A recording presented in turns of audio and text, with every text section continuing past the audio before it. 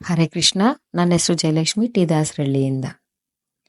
ಒಮ್ಮೆ ಒಂದು ನದಿಯ ದಡದಲ್ಲಿ ಎರಡು ದೊಡ್ಡ ವೃಕ್ಷಗಳಿರ್ತವೆ. ತುಂಬಾ ದೊಡ್ಡ ವೃಕ್ಷ ಇರುತ್ತೆ.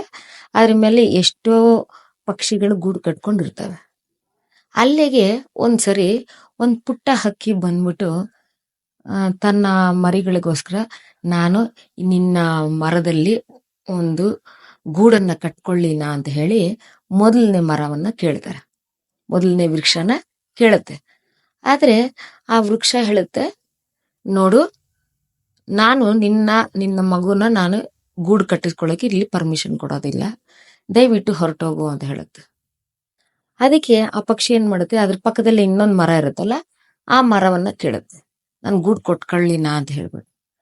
ಆ ಎರಡನೇ ಮರ, ಓಕೆ, ನೀನ್ ಕಟ್ಟಿಸ್ಕೊ, ನೀನ್ ಇರು, ಇದ್ರಲ್ಲಿ ನನ್ನ ವೃಕ್ಷದಲ್ಲಿ ಇರು, ವಾಸ ಮಾಡ್ಕೊಂಡಿರು ಅಂತ ಹೇಳುತ್ತೆ. ಆಮೇಲೆ ಅದೇನಾಗುತ್ತೆ, ಆ ಪುಟ್ಟ ಹಕ್ಕಿ ತನ್ನ ಗೂಡು ಕಟ್ಕೊಂಡು ಮರಿಗಳನ್ನ ಹಾಕೊಂಡು ಅಲ್ಲಿ ವಾಸ ಮಾಡ್ತಾ ಇರುತ್ತೆ. ಕೆಲವು ದಿನಗಳ ನಂತರ ಒಂದು ದೊಡ್ಡ ಸಿಡ್ಲು ಹೊಡೆಯುತ್ತೆ, ಜೋರಾಗಿ ಮಳೆ ಬರುತ್ತೆ. ಆ ಮೊದಲನೇ ಮರ ಬಿದ್ದೋಗ್ಬಿಡುತ್ತೆ, ಸಿಡ್ಲು ಹೊಡೆದು ಬಿದ್ದೋಗ್ಬಿಡುತ್ತೆ.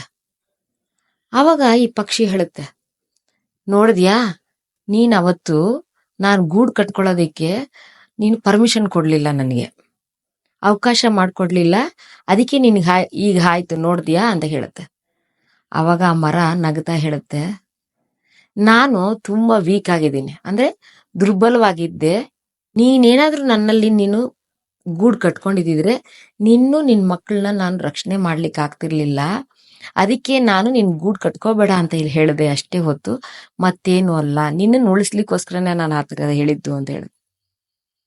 ಅಂದ್ರೆ ಇದ್ರಿಂದ ಅರ್ಥ ಆಗ್ಬೇಕಾಗಿರೋದೇನು ಅಂದ್ರೆ, ಯಾರಾದ್ರೂ ಏನಾದ್ರೂ ನಿರಾಕರಣೆ ಮಾಡಿದ್ರೆ ಅವರಲ್ಲಿ ತಪ್ಪು ಹುಡ್ಕೋದಲ್ಲ, ಅವ್ರು ಯಾಕೆ ನಿರಾಕರಣೆ ಮಾಡಿರ್ಬೋದು, ಯಾಕೆ ನಿರಾಕರಿಸಿರ್ಬೋದು ನಮ್ಮನ್ನ ಅಂತ ಹೇಳಿ ಮತ್ತೊಮ್ಮೆ ಯೋಚನೆ ಮಾಡೋದು ತುಂಬಾ ಮುಖ್ಯ.